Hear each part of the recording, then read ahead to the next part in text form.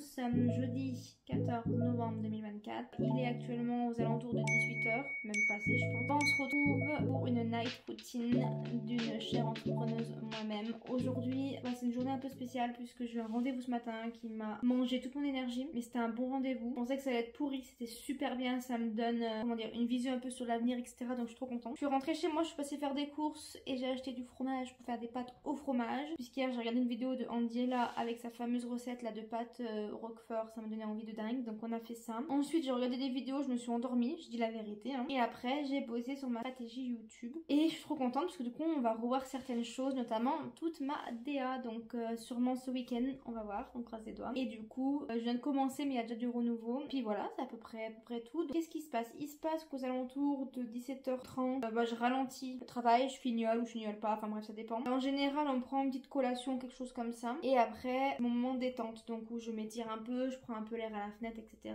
Et je commence voilà à regarder des vidéos, à bref voilà, faire ma vie quoi si vous voulez. Bah voilà c'est tout quoi pour le moment. Et ensuite on sort les chiens et après on mange. Mais là on a 2-3 trucs à faire avec mon copain, donc avant on va faire 2-3 trucs, on doit régler des papiers et tout. On sort les chiens et de toute façon on se retrouve là-bas.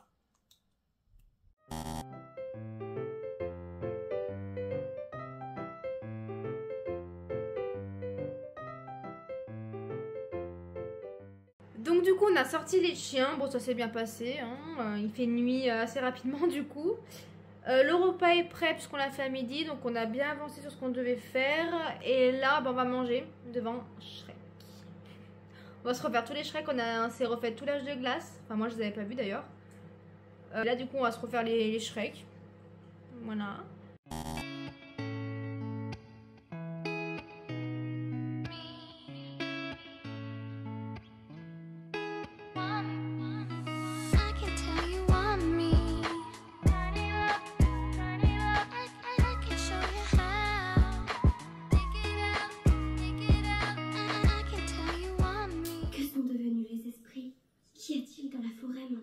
Je ne sais pas du tout. Le brouillard est toujours là.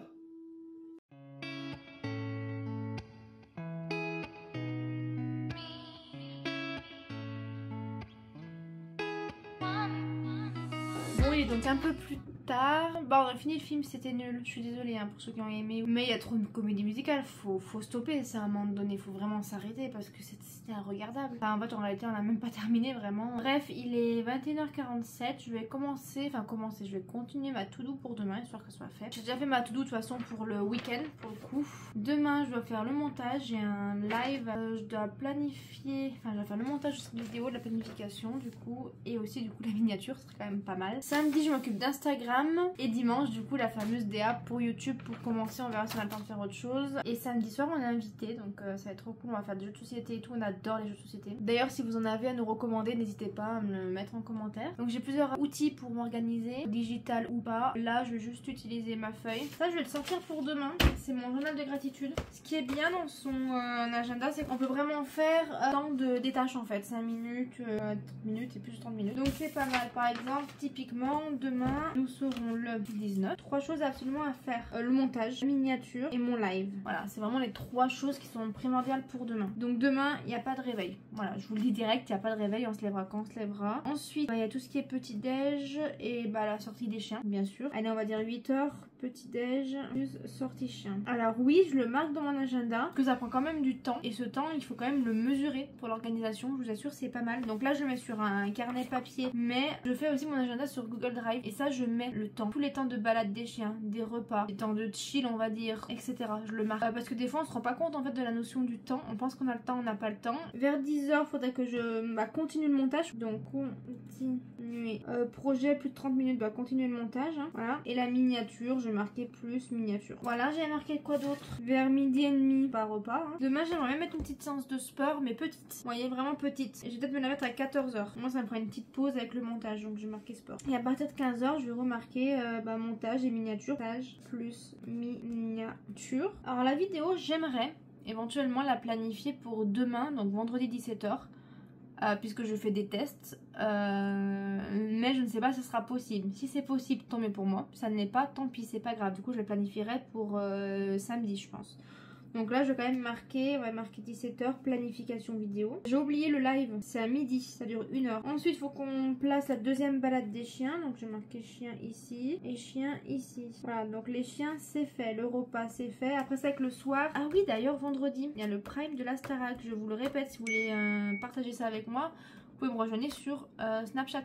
Je snap en même temps. Ils l'ont mis le vendredi. Je snap tout le temps, hein, on s'en fout de la Starac. Hein. C'est parce que il y a Starac et que j'aime bien et que je regarde quoi. Mais je veux dire, d'ailleurs je regarde mais je travaille en même temps en général. Hein. Donc voilà. Et après il y a la première partie du planning. Donc là c'est journaling de la semaine. Donc par exemple 7 jours pour décrire ma semaine. Donc ce que je retiens, positif, négatif, voilà. Weekly gratitude, donc ce dont je suis reconnaissante cette semaine, donc qui m'a rendu fière de moi. Et enfin ce que je manifeste pour la semaine prochaine. Ça j'adore cette partie là, j'adore vraiment. Vous allez peut-être le voir au fur et à mesure. Moi je suis une grande rêveuse. Donc quand je dis rêveuse, c'est je pense à beaucoup de choses, je rêve, j'imagine des scénarios qui me font plaisir en fait. Ce qui me motive au quotidien et j'adore faire ça. Et après on a d'autres pages, on a donc les objectifs de la semaine, donc objectifs perso, pro et pour soi. C'est super bien, c'est super bien. Donc on peut répondre à ces 3 objectifs avec le quoi, quand, pourquoi et comment. Un peu avec le QQ c'est occupé. Je sais pas si vous connaissez. Qui, que, quoi, dans où, comment, voilà. C'est aussi un outil stratégique on va dire, pas forcément marketing. Donc le QQ est occupé. C'est super bien parce que pro, donc ça peut être vraiment pour tout le monde. Si on a une entreprise, si on est en études, si même si on a des objectifs pro et qu'on est salarié, des fois on a des choses à faire. L'objectif perso et les objectifs du coup pour soi, méditation, etc.